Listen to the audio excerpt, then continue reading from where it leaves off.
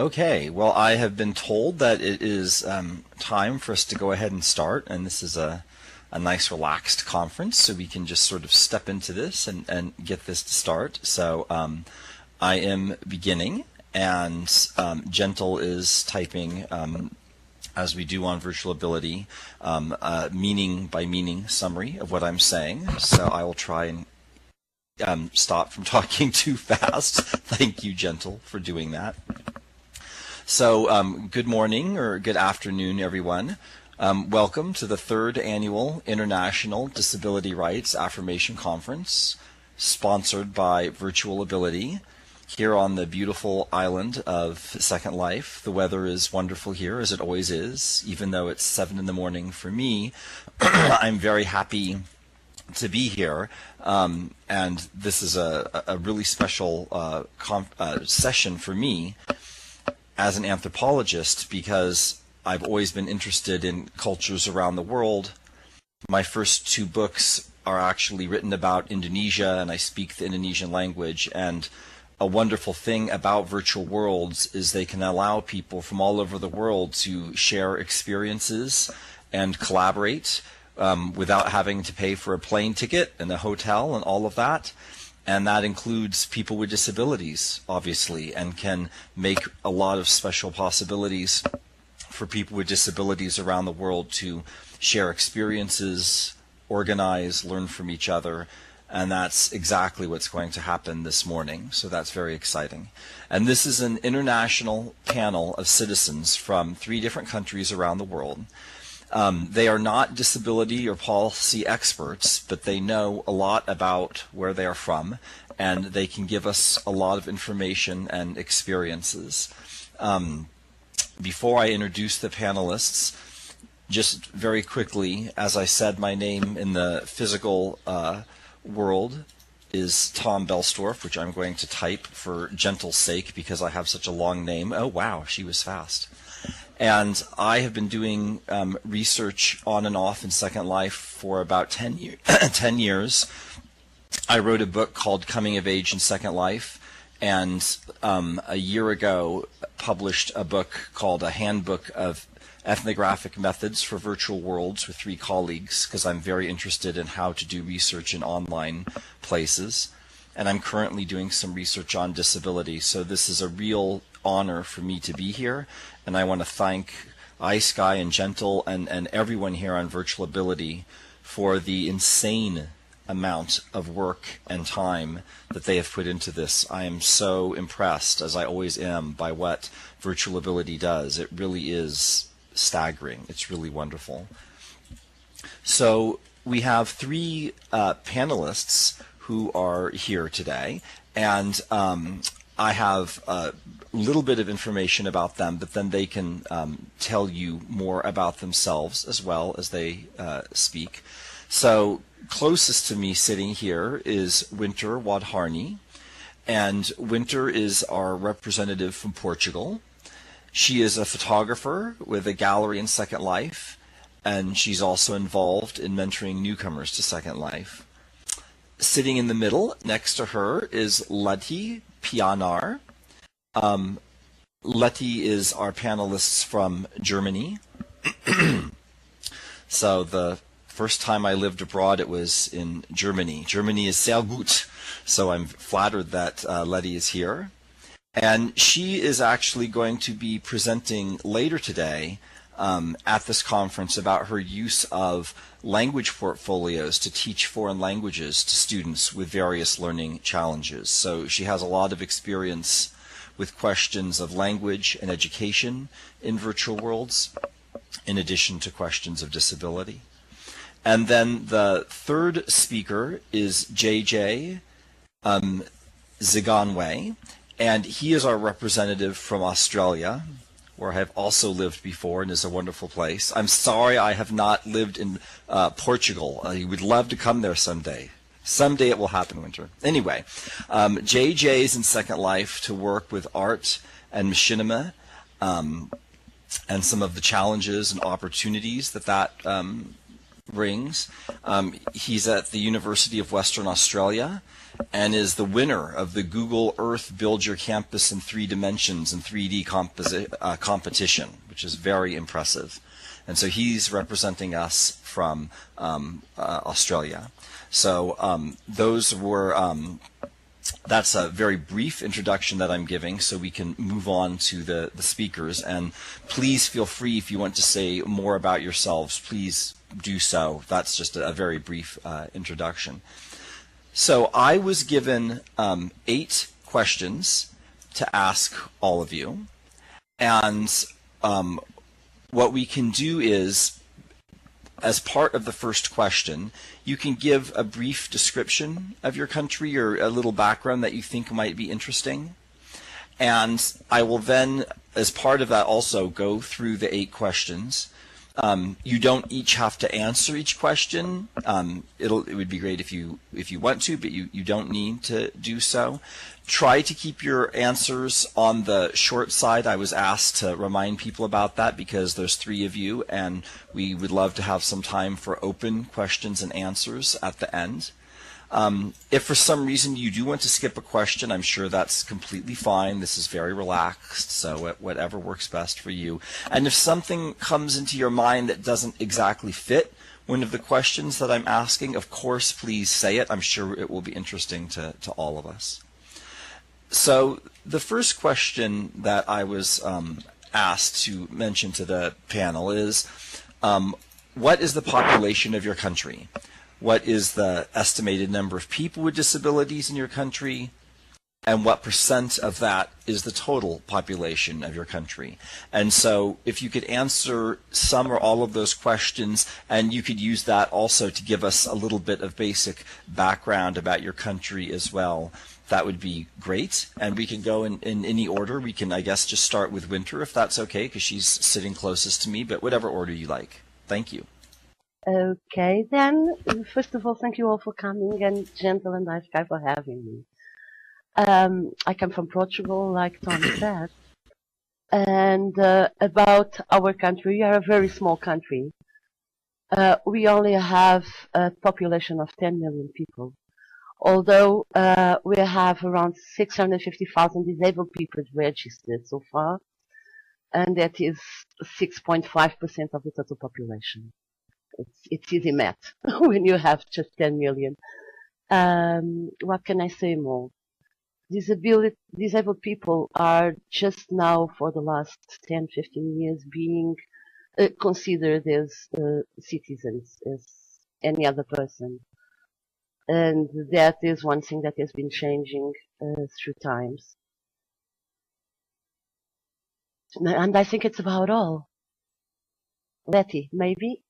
Wonderful, thank you. Yeah, and you don't, Letty, would you like to go ahead? That's great, thank you, Winter. Yeah, it's very nice if I switch on my speech button, and that makes all the difference, doesn't it? So I start again. I'm glad that you like Germany, Tom, and that you have good impressions. So as I try to say, Germany has a population of about 82 million people, of which 10% have a recognized disability.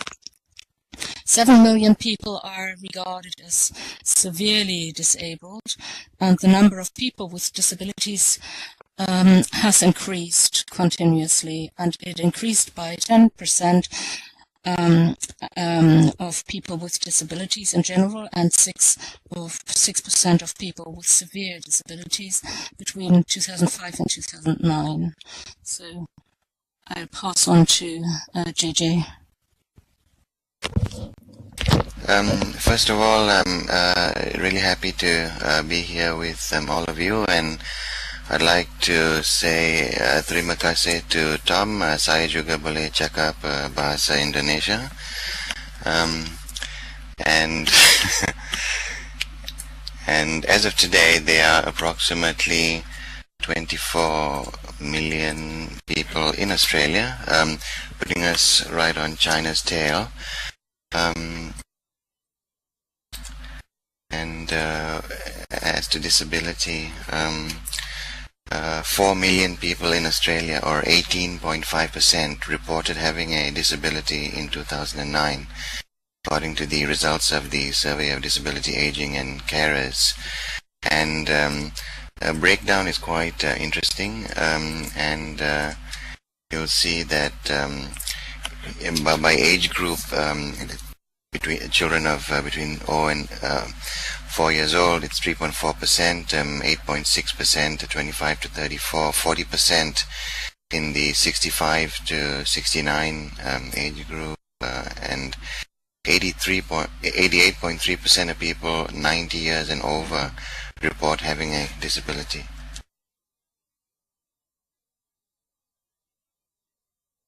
Great, thanks to all of you for that beginning background. And you know, a couple things I immediately notice is not only how many people are marked or seen as having a disability, but that it's increasing, which could be a bad thing, but might be a great thing about recognition. That's very interesting. And on JJ's, you know, a final point that I saw Gentle respond to, I've been told by more than one person one interesting thing about the category of disability compared to something like gender is that we will all enter it someday if we're fortunate to live that long. And so that is a very interesting thing about the boundaries of community and identity, and I am proud to identify as temporarily able-bodied as a tab. So those are very good points. So the second question is one that is of great interest, I'm sure, to myself and people in the United States right now, but will be interesting, I'm sure, to all of us. And this is to give a brief description of your healthcare system in your country, about private insurance, subsidized healthcare by the government, anything that you want to mention. And one reason this is so interesting is because there is just such huge discrepancy between different parts of the world in the way that people with disabilities can access healthcare or not, or all of us. And we're seeing that changing, hopefully, in the United States right now. But I think this is obviously an incredibly interesting and important issue for people with disabilities. So I'm really excited to hear your answers to this question, which is, once again, a brief description of the healthcare system in your country, maybe any aspects of it specific to people with disabilities that you think are important or interesting to mention to us.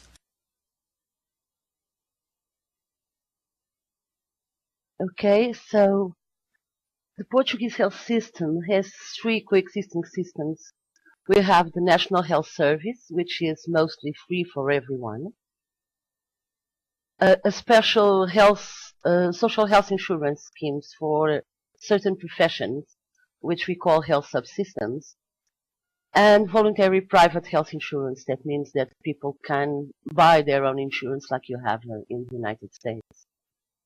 The NHS provides universal coverage, like I told you, although recently some sustainability measures have been implemented. For instance, user fees are paid at the end of the treatments. However, disabled people, depending on the degree of disability, are exempt from paying any kind of taxes here, so no fees for them. May I add, about 25% of the population is covered by health subsystems. That means that the companies they work for, like people in the banks or in the state, have special health care. 10% are covered by private insurance schemes, and another 7% by mutual funds. And that's about it. Well, I seem to have trouble with speak easy, so it makes me speak difficult, but I'll try my best. So the second question was about the healthcare system, and it's somehow similar to compare with what we just heard about Portugal, I think. The healthcare system is regulated by the Committee Public Health Organizations, and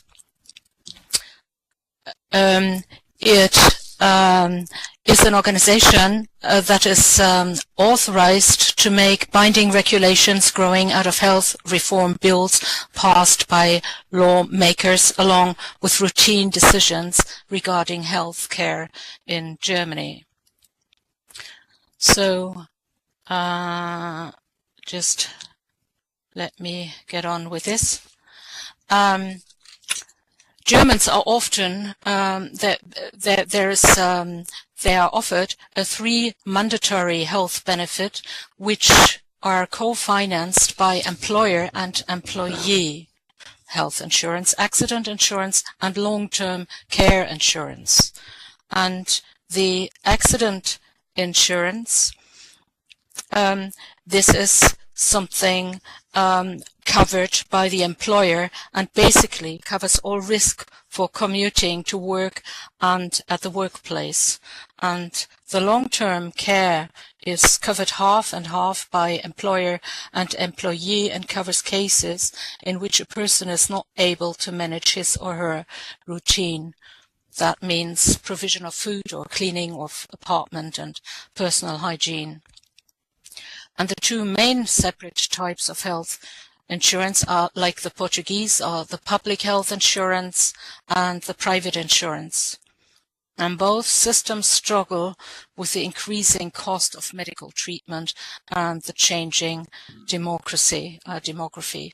So about 87.5% of the persons with health insurance are members of the public system, while 12.5% are covered by private insurance, which frequently offers additional benefits. And all salaried employees must have public health insurance. So only public officers, self-employed people, and employees with large income above 50,000 euros, they may join private systems, but it's very difficult to get out of them again. And employees below a certain income level are, as a rule, automatically compulsorily insured. So the social insurance funds are generally financed by contributions from insured fund members and their employees. So that's all about the insurance. I pass on to JJ. Wow, I'm going to feel now that my response is almost inadequate compared to all of that. Well, in Australia, low-income individuals are, well, they qualify for what's called a healthcare card, where medical treatment is extremely cheap. So if medicine costs, $60, a healthcare card holder will only pay $4 for that same medication. And once your income goes over a certain threshold, we are expected to take private insurance. And if we don't take private insurance, then we are taxed a certain amount. So it makes sense to take full medical insurance. I believe it's similar to what's being proposed in the United States with the Affordable Care Act, or what some people like to call Obamacare. One thing not covered well, either privately or through government initiatives, is dental care. So that's very badly looked after at the moment, and I'm keeping my fingers crossed that it improves. So well, that's just a brief rundown of the healthcare system in Australia. Thanks to all three of you for that. Actually, I couldn't have done as good a job talking about the United States as the three of you just did about your own countries. So that was really great. And also just to hear that it's not perfect elsewhere in the United States. We tend to be jealous of so many other countries that have more humane and better healthcare systems, but it can be complicated everywhere, and that complexity is sometimes part of the problem because it can be very difficult for people to navigate. So for the third question, we're turning from questions of healthcare to questions of the law. And we certainly have seen in the United States, while it's far from perfection, that the Americans with Disabilities Act just was transformative for so many people, and that law matters. Legal issues matter. We all live in, no matter what country we're in, under a system of laws, and the way that those laws recognize or do not recognize people with disabilities makes a big difference.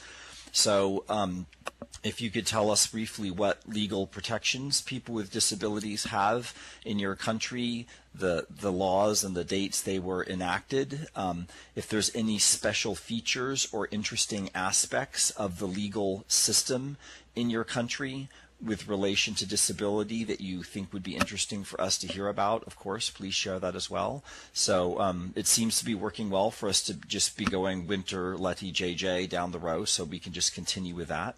So your thoughts about this, Winter? Okay, so under the Portuguese Constitution, which was issued in 1974, people with disabilities have the same rights and duties as any other citizen. So they are considered full citizens, not half citizens. Law number 38 of 2004 reinforces those rights. It establishes special regimes for tax benefits and free access to health care, as well as incentives from the state to private and public organisms for providing services, support and social equipment to disabled people and their families. This law also establishes the principles of prevention, rehabilitation, as well as participation in society, like employment, access to science and culture, health care, and public transportation, among others. In 2010, the government issued Resolution number 38, establishing the National Strategy for Disability. There are also guidelines issued by the European Community regarding people with disabilities, which are extended to all EC countries, having the last ones been issued in 2010 with a program for the following 10 years, that is 2010 to 2020. However, I would like also to say that although the laws are in force, there is still a lot to be done in what concerns physical access to places, the architecture, and so many things that we take for granted, like going to an ATM machine, for instance, that are not prepared for physical disabled people. And I think that's about all. We are trying to put the laws in force. It is very well written, but there is still a lot to be done.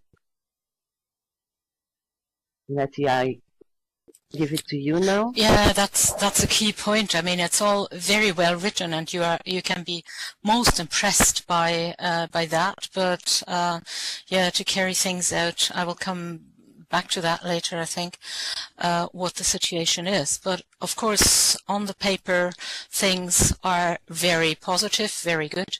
Germany has began in particular with the adoption of the 9th book of the Social Code on 19th of June 2001 and the Act on Equal Opportunities for Disabled Persons of 27th April 2002. The 9th book of the Social Code provides that disabled people receive special benefits in order to live a self-determined life. So they not only have the same rights, but they receive special benefits to have the opportunities in society and to avoid or counteract any discrimination. And in addition, the special needs of disabled women and children are taken into account, and this includes medical rehabilitation, and it is also aimed at participation in life at work and participation in community life. And the law also implements that persons may be discriminated against because of his or her disability. Furthermore, the law also has the goal of enabling all disabled people and their families to live a life that is as normal as possible, especially by promoting equal participation in all areas of life. So, yeah, so this is what's been worked on. and you mentioned in your contribution from Portugal that this will, there is law that it should be carried out until 2020.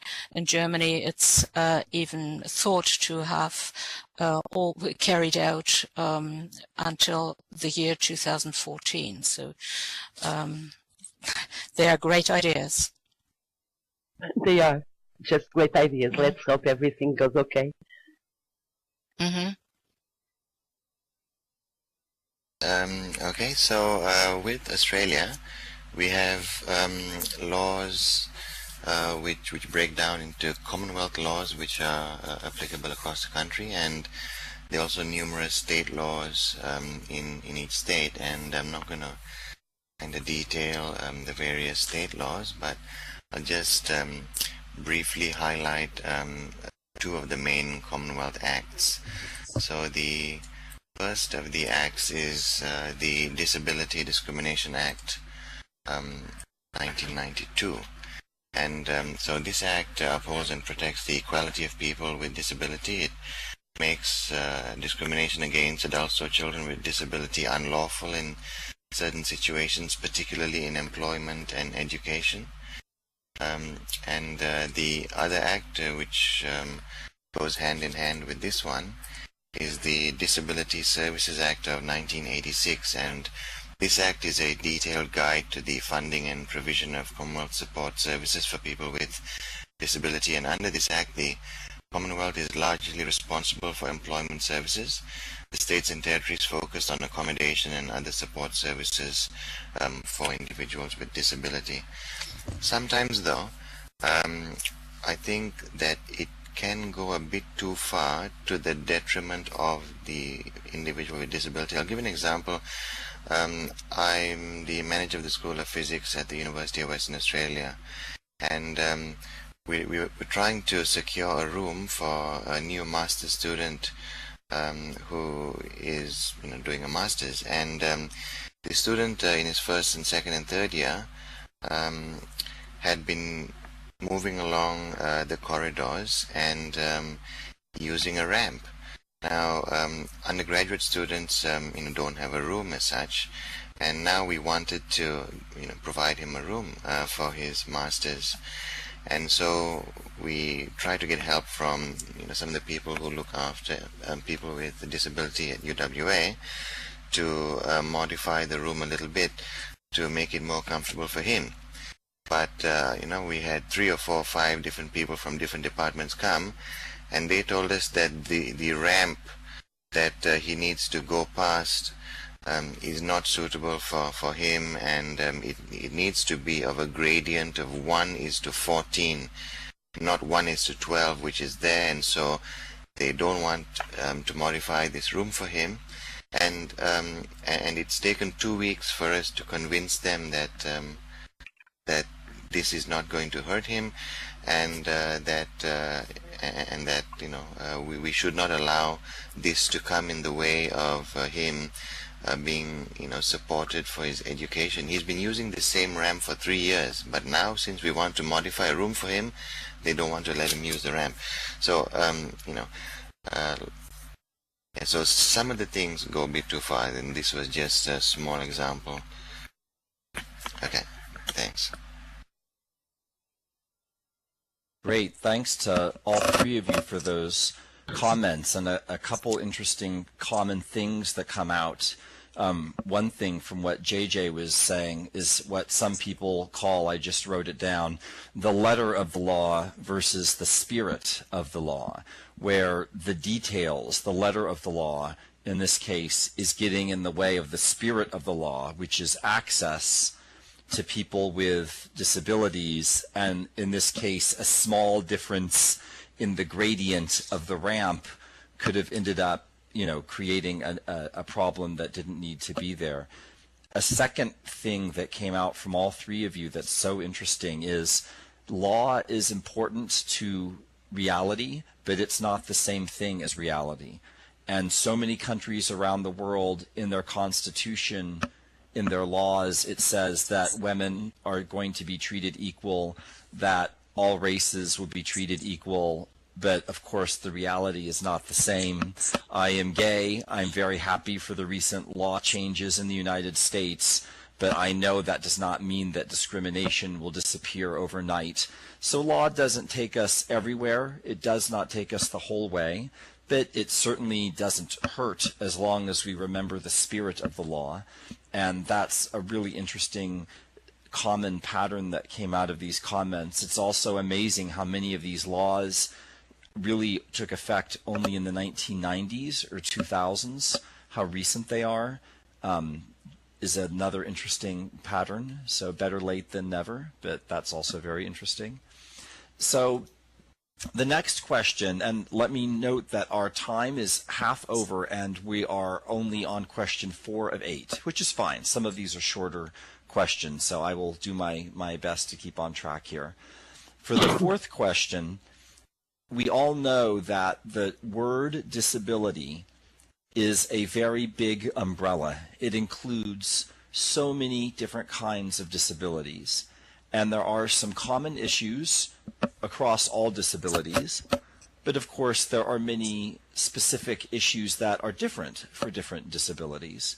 And this question is, are people with mental and developmental disabilities as well protected as people with physical disabilities? Because so often around the world, when you say the word disability, people think of a physical disability, of someone in a wheelchair, of someone who has a physical disability, and of course those are there, but there are also mental and developmental disabilities. So in each of your countries, what is the situation for people with mental and developmental disabilities? Do you have any comments or thoughts on that issue?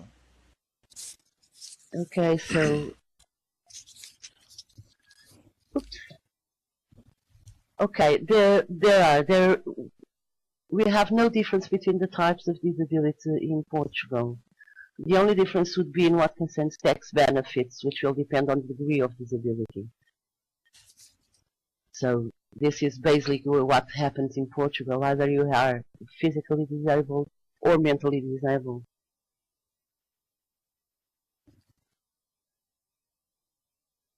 And that's about all I have. Keep it short. We can we can develop more on Q&A if you like. Letty? Yeah. For me, that's a real interesting question, and it's not as short as yours, I'm afraid. So the law against the discrimination of disabled people is to implement equal rights for all disabled people. So the 9th book of the Social Code defines disability like this. People are disabled if their physical functions, intellectual skills, or mental health are likely to deviate more than just temporarily, and hence their participation in the life of the community is adversely affected. However, the ways people with impairments live are as varied as the ways people without impairments live. So almost 1/4 of the people with severe impairments take part in social life without many restrictions. And at the same time, just as many people report that they suffer from massive integration problems. And most of them have a low level of education or often don't have any vocational qualification. It is also noticeable that many people have not applied to have their impairment recognized in spite of their chronic illnesses and therefore don't benefit from the support measures. And just from personal experience, let me share the following, please. My daughter who lived in Ireland for 13 years, has just returned to Germany, and she suffers from morbus Crohn, and she has a stoma as a result of a major surgery in Sweden 6 years ago. So she wanted to have her impairment recognized, which is possible under the German law. And in order to get the recognition, she needs to have all doctoral reports translated into German, which will cost her a few thousand euros, which she doesn't have. So another issue is that she is looking for a job, and her family practitioner advised her to wait with the recognition of her illness until she got her work contract in her hands. Hence, she will not bother to have her impairment recognized. And there are many similar cases that people don't bother to have their disabilities recognized. And there is just one other issue, and this is that since 2004, employees have been required to provide workplace integration management for employees who fall ill. And this integration management is enshrined in the section 84 of the 9th book of the Social Code. This stipulates that employers must provide integration management for all employees who become unfit for work for more than 6 weeks consecutively or on a recurrent basis in a given year. And that means that employers must assess how an employee's inability to work can best be overcome, and must identify the type of assistance or support needed to prevent recurrence so that the position can be retained. However, my own experience is that when I was diagnosed breast cancer 4 years ago, my employer suggested that I should take early retirement, which would have meant exclusion for me and a loss of income. So I didn't take any of the social benefits I could have done, like rehabilitation and such, but went straight back to work out of hospital. So. Okay, and as to Australia, I would say that mental health services are significantly under-resourced in Australia. And there are widespread problems with access to care, quality of care, and adequate accommodation for people requiring mental health services. This could do with a lot of improvement. Many people are sent home to be with their parents or with their families who do not know how to take care of someone with a mental illness, and in many cases, including my own family, there have been cases where people with mental health issues have taken their own lives. Yeah, it could do with a lot. Thanks to all three of you for those answers. It's really interesting to hear these differences, but also these common issues of recognition, and that it can sometimes be big barriers to things even being recognized. Is really fascinating. To move on to the next question, which has some interesting connections to the question of children. Gentle told me once, and she'll remember the number better than I do, but only about 20% of people with disabilities are born with their disability. Gentle can type in the right number. But of course, that means that many people are born with a disability, and I'm involved in the parenting of a child with a disability right now, and so this is something I think about a lot. And so this next question is, do most children with disabilities attend classes with non-disabled classmates? And that's obviously part of a broader question of what kinds of services are available for children with disabilities. and how in your country are people managing the tension between wanting to integrate children with disabilities so that they are seen as children and as part of the broader community, but yet not just throwing them in with the general population, recognizing their special needs and taking care of them. And that can be a very tricky balance. I feel it myself. So how are people in your country dealing with these issues around children with disabilities? Okay, that depends on the type of disability in Portugal. For instance, we have blind children or children with learning disorders in the same classes as regular children. Those classes will have less students, of course, around 15, I believe, so that teachers can focus a bit more on those. And there are also multidisciplinary teams to follow those children outside the classroom. That will be therapists, psychologists, and all kinds of teams. Unfortunately, some of those specialized teams are working with more than one school at a time, and they have a very tight schedule, and unfortunately they are not doing the work they should do. So there is a lot to improve in that field. If we are talking about, for instance, autism or Down syndrome, there are special schools, both public and private, and public schools are free, most of them, where those children have appropriated learning programs. So this is what happens in Portugal. In what concerns physical disabled, they are totally integrated with the other children, and schools are prepared, most of them, to receive kids in wheelchairs or with some kind of other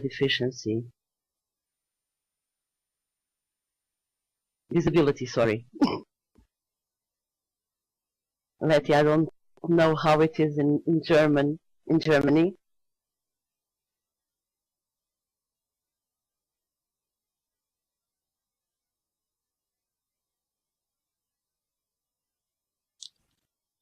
It is not as good in Germany, the situation, as it is in other countries. So most disabled children have to go to a special needs school, and 15% of them leave it without any qualifications.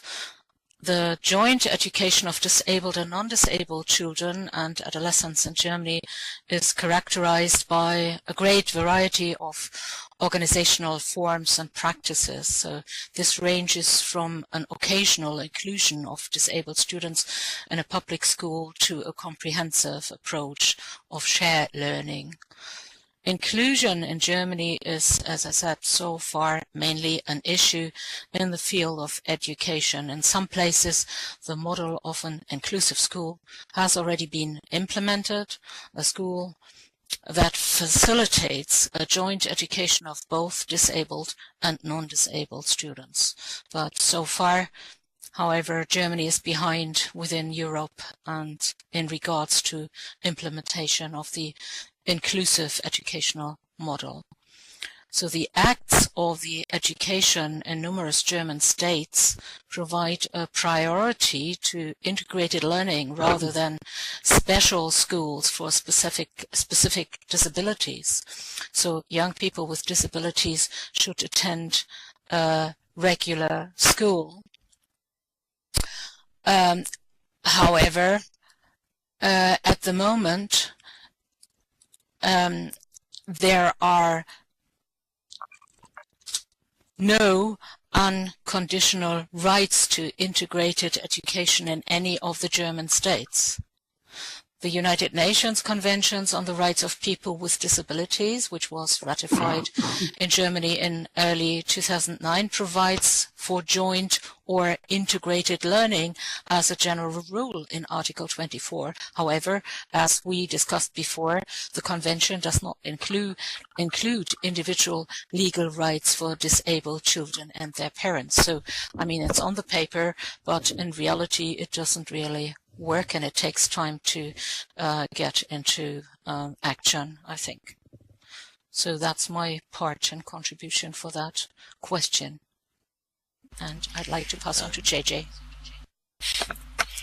Well, in Australia as well, there isn't a one-glove-fits-all answer in terms of whether children with disabilities attend classes with non-disabled classmates. It's very much on a case-by-case basis and the severity of the disability. And a very important factor is the desire of the parents of the child to attend a special school or a normal school. So some parents prefer to homeschool their children. Some parents want them to attend a normal school as much as they can and have one or two classes outside in a special school, have separate special classes, and some others prefer them to be with other children who have same disabilities. So it's a very diverse approach depending on the situation and the family. Back to you, Tom. Great. Thanks to all three of you for those answers. And just so you know, we're doing great on time. I was reminded by Gentle that we actually have a half an hour of empty time between this presentation and the next one, so it's okay if we run over. And we actually only have 3 questions left, so we're doing great, and this is just fascinating. So the next question moves from children to people with disabilities in general, and the question of the home and the domestic life. Do most people with disabilities in your country live with their families, in special facilities, in hospitals? Are there specific barriers to perhaps people being able to live alone or independently, or things that help them with that? So what is the home life like for people with disabilities in your country, and are there any particularly interesting or important issues around the question of domestic life that you'd like to mention to us? Okay, so most people with disabilities live with their families and have assistance from the National Health Service. That means they have support, not only monetary, but also social assistance that lead the families and give advice and take care of the people. Not as many as we wished, but there is this facility here in Portugal.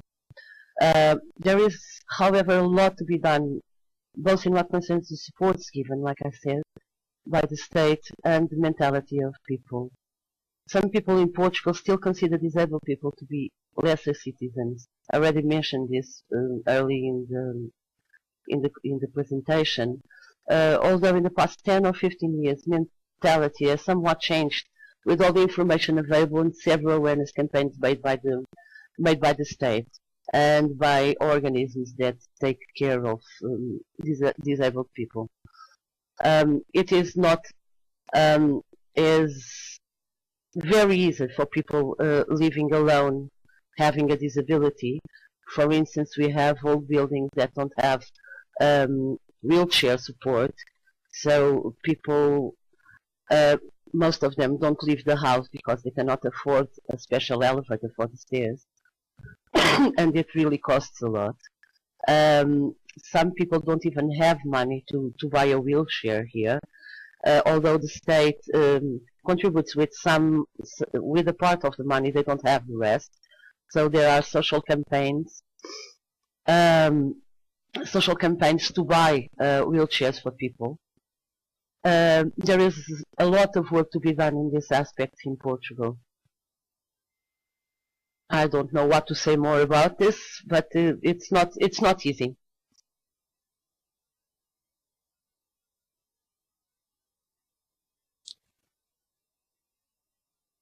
Okay, the situation in Germany is, I found it difficult to find any real statistics of, the lives, how people live, disabled people live in Germany. But On a private level, half of the disabled people between the ages of 25 and 44 are unmarried and live at home with their families. So that backs the same situation like it was reported from Portugal. And others live in homes run by the social services, and only a very small number live alone. So almost all of them are in fact in need of care and help from their relatives as well as from the state. And for the year 2006, the state spent 10.5 billion euros on integrating disabled people, and 64% more than 10 years before.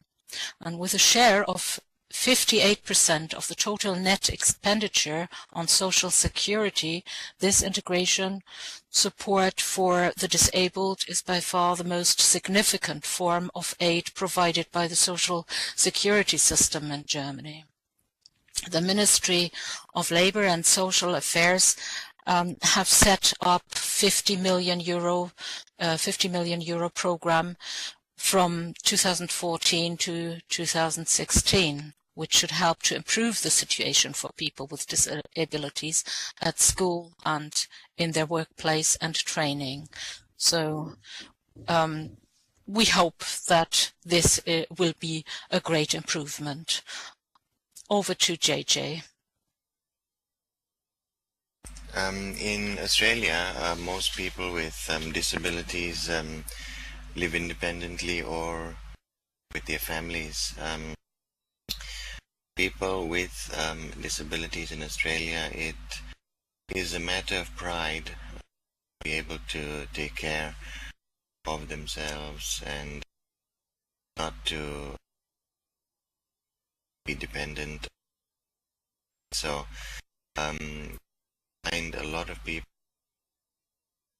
even though it is difficult for them to live alone or to live without a lot of help, they would rather undergo hardship than be given a handout, so to speak. So yeah, that's the situation in Australia. All right, and back to you, Tom.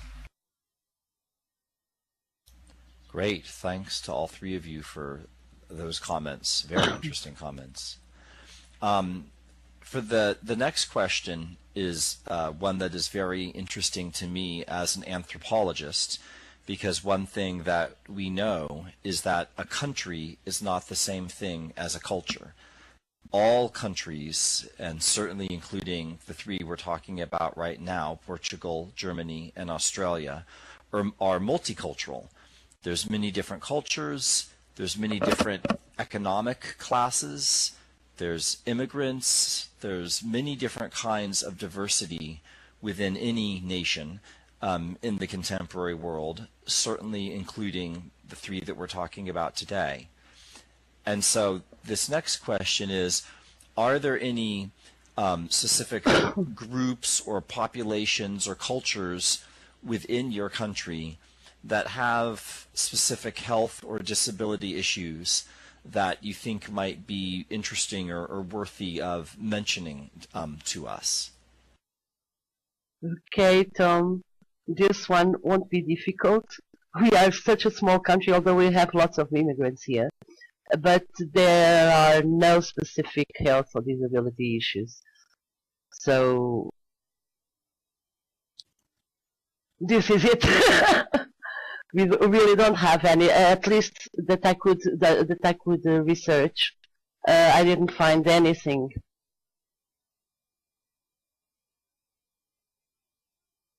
Yeah, same here. I mean, I didn't find anything. I think it might be different in the States and other countries, but in Germany I couldn't find anything. I mean, it's a problem. But this is not specific to any culture. It's a problem that more and more people get fat here, and they get problems like diabetes and all this. So, but that's a general problem. It's not specific to any culture. And alcoholism, of course, is a problem here too. But I mean, again, this is nothing to be pinpoint to a specific culture here. And I Yes, pass and over yeah. to JJ. Unlike Germany and Portugal, we do have a subpopulation in Australia that seems to face much greater challenge than some of the other populations. So at the moment, we have 258,500, or 50% of the Aboriginal and Torres Strait Islander people aged 15 years or over having a disability or long-term health condition. So 50%. If you looked at the statistics, overall it's 18.5% Australia. So Aboriginal and Torres Strait Islander adults are 1.5 times as likely as non-Indigenous Australian adults to have a disability or long-term health condition, and more than 3 times as likely to have an intellectual disability. They're also more than twice as likely to have a long-term condition or ability which means they require support meeting self-care, communication, or mobility needs, and also they are more than twice as likely to have a psychological disability. Drinking and alcoholism is a problem, because I'm not sure if it is the same case in the USA, but I think that the tolerance for some subcultures to alcohol is different or less than other cultures, and because of the isolation that Australia had from the rest of the world, alcohol came to the country a lot later than many other countries, and I think that may also have contributed to the low tolerance that Aboriginal communities seem to have compared to some of the other communities. In fact, some some Aboriginal communities have tried to ban alcohol in their communities, and in fact some communities have banned it from their communities because they have seen how alcohol has destroyed entire families and entire communities. Okay, so with that, back to you, Tom. Thanks to all of you for those comments. And just a quick thing to point out, it seems like there's issues for groups within a country when you have an indigenous population or different ethnic groups in a country, that even in the case of Portugal and Germany, it seems like one issue could be around immigrants with disabilities. Letty gave an example from her own daughter earlier, where it was going to cost thousands of euros to translate a medical report into German that would be necessary to get access to certain kinds of resources. Imagine if you were an immigrant from Turkey or from someplace else in Germany who didn't even speak German at all, how much more difficult it would be to do anything in regard to accessing resources. It seems like in some countries, immigration may be a very important factor for certain groups of people. In other cases, what can also be important is multiple ethnic groups within one country. So there's some interesting patterns there. The last question that I was asked to ask to the panelists turns back to the question of law, but moves from the national level to the global level. And that's a great question for us to end with, since we're an international group here together in Second Life today. And this question was, has your country signed and ratified the United Nations Convention on the Rights of Persons with Disabilities? If they have, were any issues raised during that process? Was there any debate that's interesting to describe to us? If it has not been ratified, what are the issues that have prevented this from happening? So any comments that you have about the participation of your country in this kind of global initiative for the rights of people with disabilities? Okay, so yes, Portugal has signed UN Convention, and as far as I know, there were no issues regarding this. The signature was published as a Parliament resolution on June 13th, 2009, and it was fully approved and fully signed. Over to Letty. Okay, so in Germany on the 13th of December in 2006, the General Assembly adopted the UN Convention on the Rights of Persons with Disabilities together with an optional protocol aimed at establishing an individual complaints procedure. And this was a historic step which, under the auspices of the UN, gives people with disabilities comprehensive human rights protection against discrimination. Both documents were signed by the German government as early as March 2007, following the deposit of the instrument of ratification on the 24th February in 2009 in New York. And the convention and the optional protocol have been binding in Germany since 26 March 2009. The German government is working both nationally and internationally to improve protections for people with disabilities and was actively involved from the outset in the drafting of a modern human rights convention designed to achieve this. And there's some more information to follow. And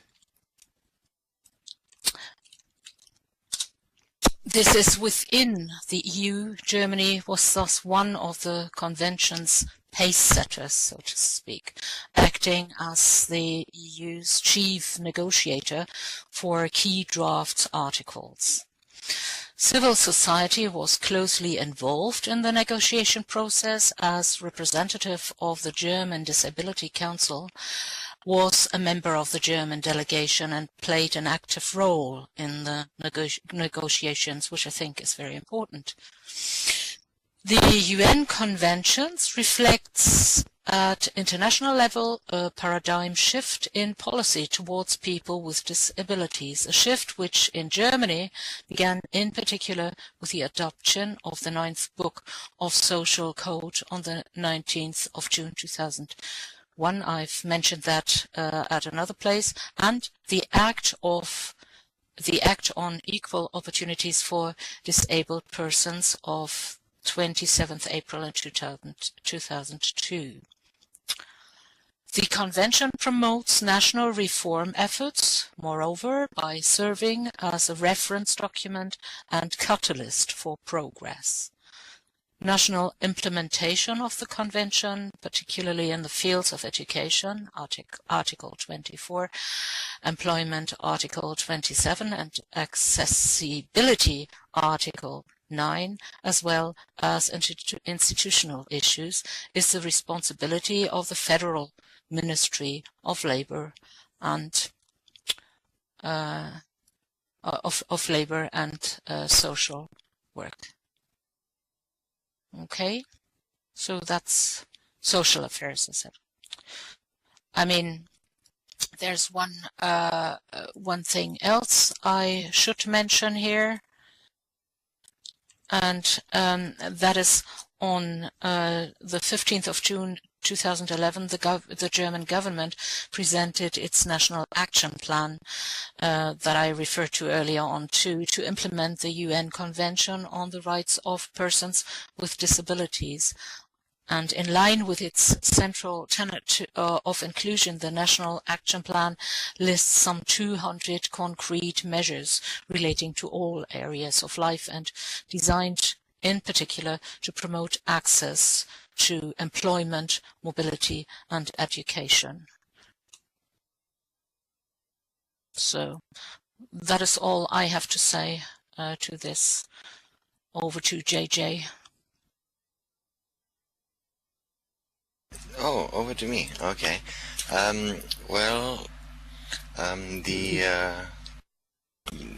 the United Nations Convention on the Rights of Persons with Disabilities, it actually took more than 2 decades to come about. After the first call for development, and in fact Australia were heavily involved in the negotiation process, and although the convention does not create new rights, it specifically prohibits discrimination against people with disability in all areas of life. And so I'm just giving the broad information here on what Australia was doing, because we were part of this. So I'm not going to go into any issues or things like that, because we were backing this right from the start. And it was on the 30th of March 2007 that Australia signed the convention as one of the original signatories.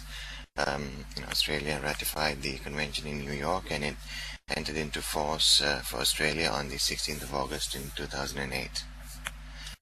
And that I hand back to you, Tom.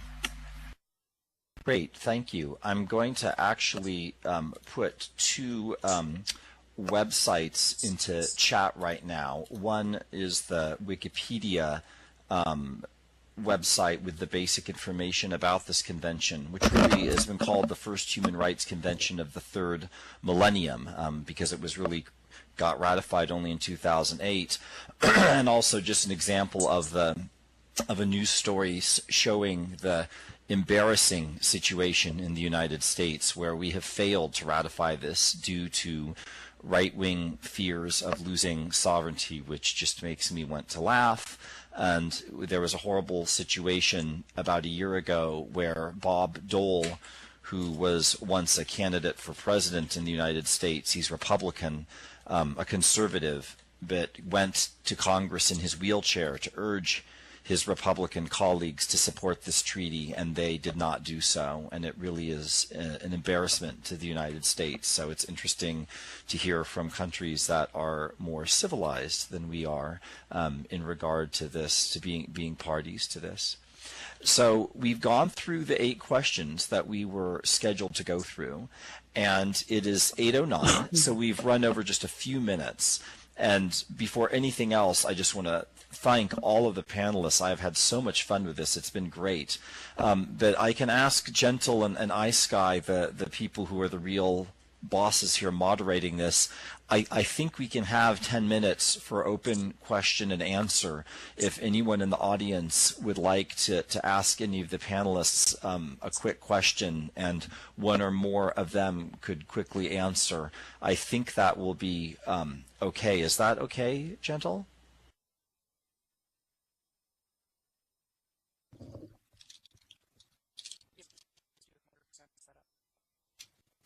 I think your audio is a little hard to hear, Gentle, but I think you said it's okay.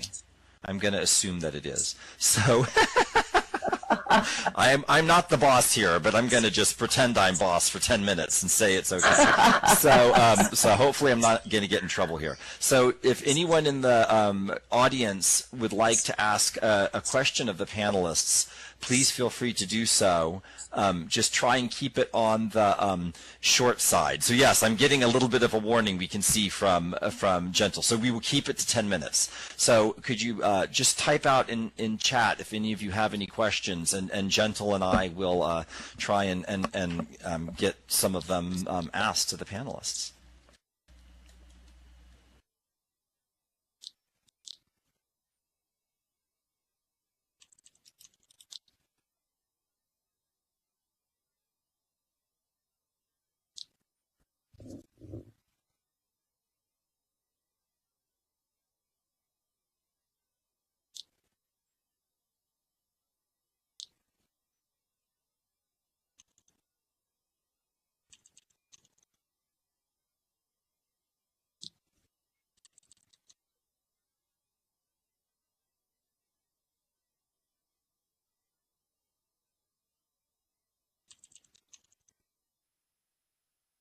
Well, people, I think I'm going to say to all three of us, like Brenda, JJ, thank you so much for sharing the information about your countries, especially because this was a second language for each of you.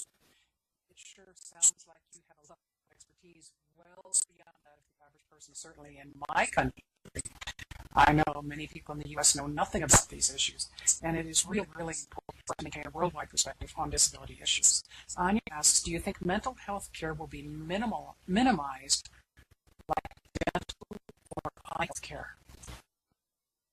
And you can just type yes or no for your answers.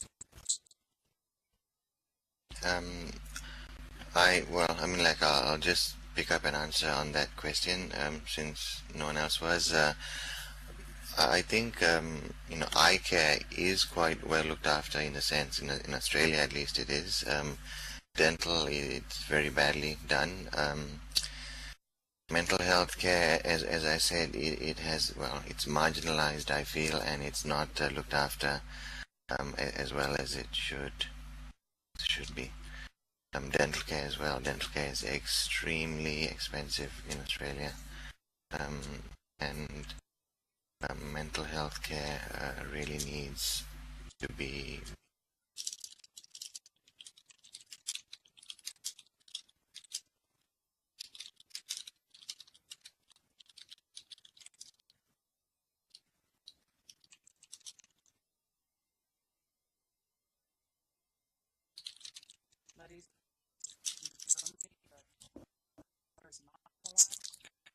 Well, you could not hear me because I was not speaking. I was just typing.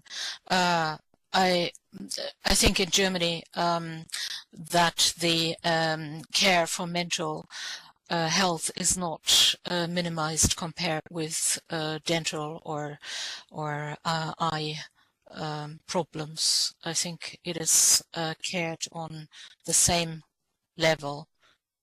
But again, having said that, I mean, if you have dental problems, you go to the dentist. But if you have a child that needs that has mental problems, you have to go through all the machinery I mentioned before. There are lots of issues to get recognized and all this, which might then cause a problem, if you know what I mean.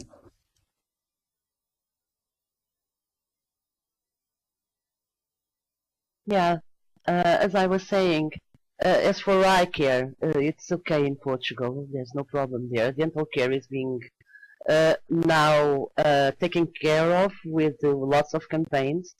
As for mental care, we do have some facilities, but there is still a lot of things to be done in what concerns mental care in Portugal.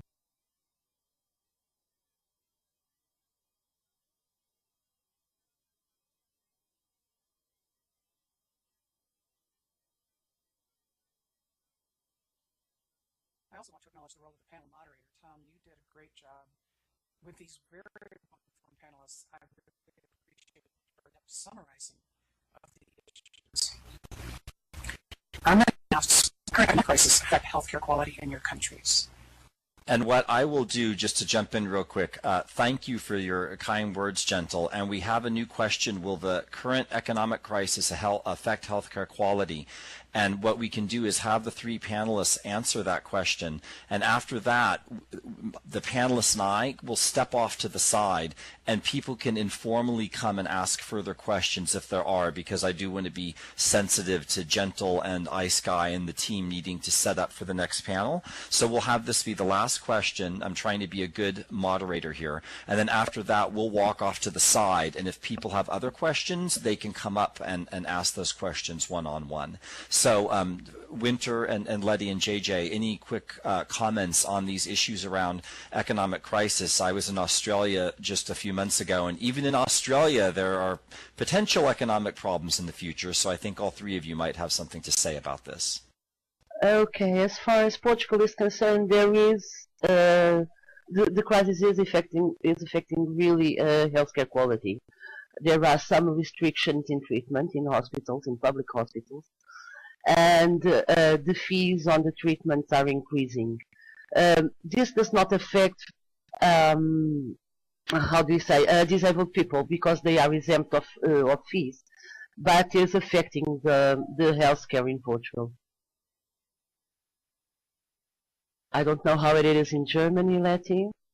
Yeah, I think it's the same situation. So, for example, that doctors are only allowed to have a certain amount of prescriptions for ill people, and that affects, and the cheapest, and they can't get over more than this amount. And another problem is a change of demography, that there are more and more older people, so less young people to pay in the funds, so that it's getting more and more difficult and tighter all the time. So that's all I have to say to that. Over to JJ.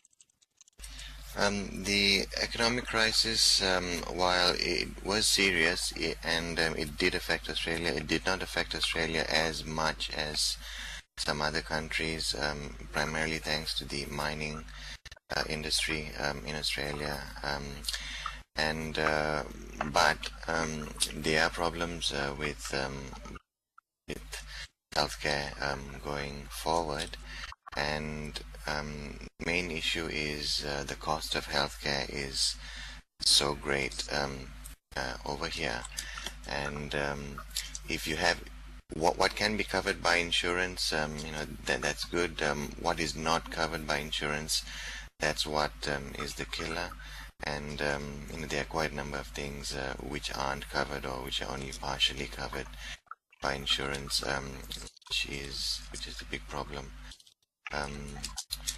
Yes, so I think reining in pharmaceutical companies and actually allowing medication which can be provided for a much lower cost to be provided at that cost, and not protecting the big pharmaceuticals, I think would be very important going forward.